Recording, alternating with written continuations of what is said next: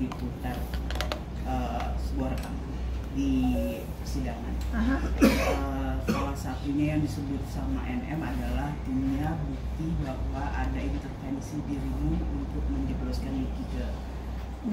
Ini menarik nih. Boleh Kak kasih statement? Terima kasih pertanyaannya. Ya, nih. Saya mengikuti terdakwa Nikita. Terima kasih pertanyaannya. Sangat disayangkan ya. Si Nikita Mirzani ini biasanya pinter. Biasanya dia sangat hati-hati atas informasi yang diberikan oleh netizen. Ya, kok kali ini dia serendah itu? Kok kali ini dia sepicik dan sereceh itu mendapatkan informasi dari netizen yang nggak tahu juntrungannya, nggak jelas, dia telan mentah-mentah. Saya sebagai orang yang disebut terus sama dia, bukannya marah ya, malu. Kenapa dia serendah ini sekarang mempunyai statement-statement yang tadinya kan statementnya wow gitu ya, apa yang keluar dari mulutnya itu bombastis sesuatu. Kenapa sekarang informasi dari netizen yang nggak jelas kali kamu telan mentah-mentah? Kenapa itu? Kenapa dia jadi seperti ini? Siapa yang membriefing kamu? Kenapa kamu jadi serendah ini? Ada pertemuan dirimu dengan JPU Donald?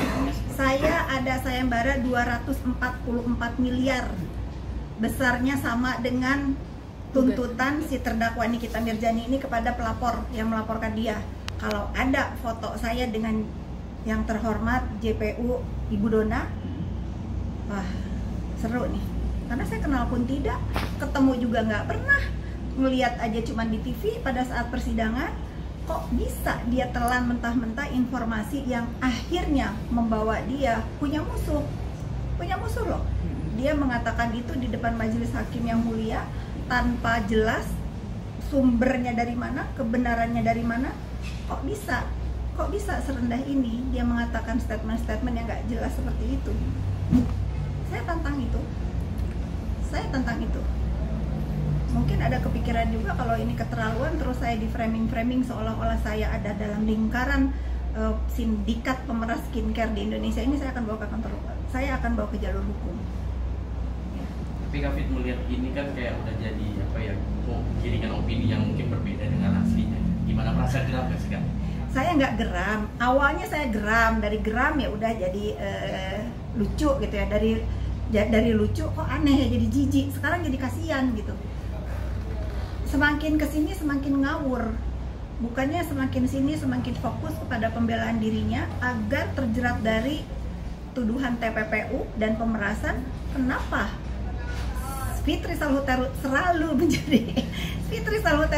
menjadi cerita-cerita dalam setiap persidangan? Nanti kalau saya ngomong begini, pendukung-pendukungnya dibilang ikut campur terus. Padahal kan selama ini saya hanya bereaksi atas aksi-aksi yang terjadi, yang ditimbulkan oleh dia.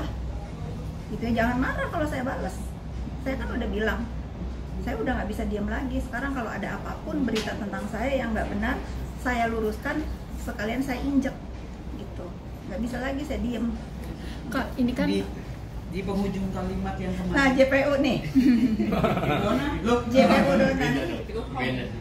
Tapi dinilai terlalu berani nggak sih sampai akhirnya bisa menyebut itu, kalau kakak bilang mengklaim kalau ya kalau keberanian mah ya dia mah kan udah tahu ya, kita sama-sama tahu lah sini kita ini bagaimana sifatnya ya. Dia mah kan apa aja asal jeblak aja, dia bukannya berani, dia bodoh ya.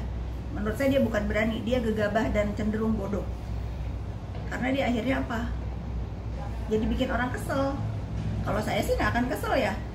Kalau ibu JPU yang selalu didoxing sama dia, yang selalu difitnah-fitnah, apakah mempunyai kesabaran seperti saya?